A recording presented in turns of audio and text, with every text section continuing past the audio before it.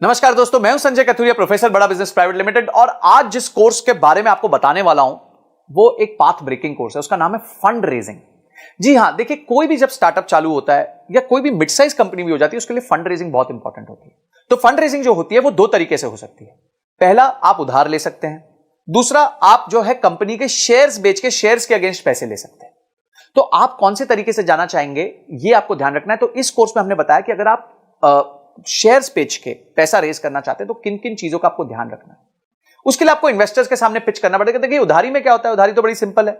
आप गए, आपने प्रोजेक्शन दी, आपके पास कोई जमीन है, उस जमीन के वैल्यू के अगेंस्ट आपको लोन मिल जाएगा और आप धीरे धीरे उस लोन को चुका देंगे। पर जो निवेशक होता है, जो आपकी कंपनी में इक्विटी लेता है, वो आपके साथ पार्टिसिपेट करता है, आपके दुख सुख का साथी होता है। तो इसीलिए उसको आपका बिजनेस के समझना बहुत ज्यादा जरूरी होता है। और इसमें आपको बहुत चीजों का ध्यान रखना पड़ता है। पहले आपको ध्यान रखना पड़ता है कि किस तरीके के निवेशक को आपको जिसको पास जाना चाहिए, आपका ऑब्जेक्टिव क्या है फंड रेज करने का, आपको इन्वेस्टमेंट चाहिए क्यों, आपका बजट क्या है, आप क्या करोगे उस पैसे के साथ। उसके बाद जब आप पैसे ले लोगे तो उसमें कहां उसको निवेश करोगे, निवेश करने के बाद किस तरह के रिटर्न्स कमा के दोगे। समझिए, आज आपका रेवेन्यू 1 करोड़ रुपए साल का है और आपने 5 करोड़ रुपए रेज किए, तो इस 5 करोड़ के साथ क्या आप अपने बिजनेस को 1 करोड़ रुपए साल के से लेके 10 करोड़ तक लेके जा सकते हैं। ये सारी चीजें आपको ध्यान रखनी पड़ेंगी, आपको अपने निवेशक को समझानी पड़ेगी, स्टोरी समझानी पड़ेगी कि क्यों आपका बिजनेस इतना अच्छा है, क्या क्या स्टेप्स होते हैं फंड रेजिंग में, बूटस्ट्रैपिंग क्या होती है, बिना फंड रेजिंग के कैसे बिजनेस चल सकता है, इन्वेस्टर्स को जब आप पिच करते हैं तो कैसे करते हैं, कैसे उसके फ्रेमवर्क्स भी दिए हैं हमने, पिच स्टैंडर्ड पिच डेक्स भी दी हुई है कि कैसे पिच डेक बनानी चाहिए।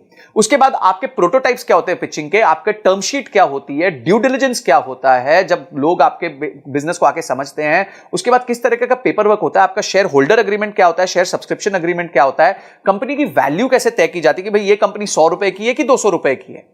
उसके बाद आप एंजल इन्वेस्टमेंट कैसे ला सकते हैं, वेंचर कैपिटलिस्ट को कैसे ला सकते हैं। और उसके साथ साथ हमने ये देखा है कि कुछ अच्छे एंटरप्रेन्योर्स से मिलकर हमने ये पता किया कि उन्होंने फंड रेज कैसे किया था, उनकी जर्नी कैसी रही है, उनके लिए कभी क्या प्रॉब्लम्स आई और उस प्रॉब्लम्स को उन्होंने कैसे सॉल्व किया। और अंत में जाके बॉम्बे स्टॉक एक्सचेंज में घंटी बजानी है, आईपीओ लेके आना है। तो किस तरीके से आप अपने बिजनेस को बिल्ड कर सकते हैं, कि इन्वेस्टमेंट बैंकर कौन होता है, उसका रोल क्या होता है आपके बिजनेस में, और किस तरीके से आपको फंड लाके देता है।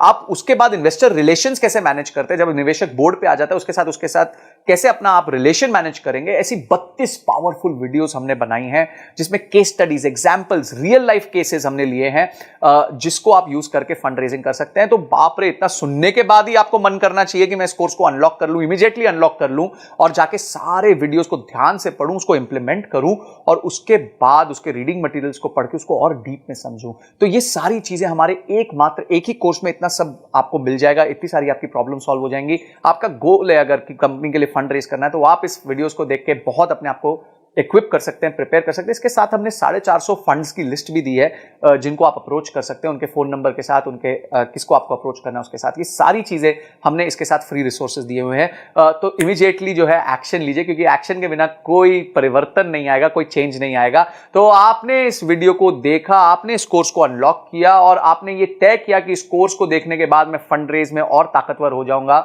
इन सब के लिए आपका बहुत बहुत धन्यवाद।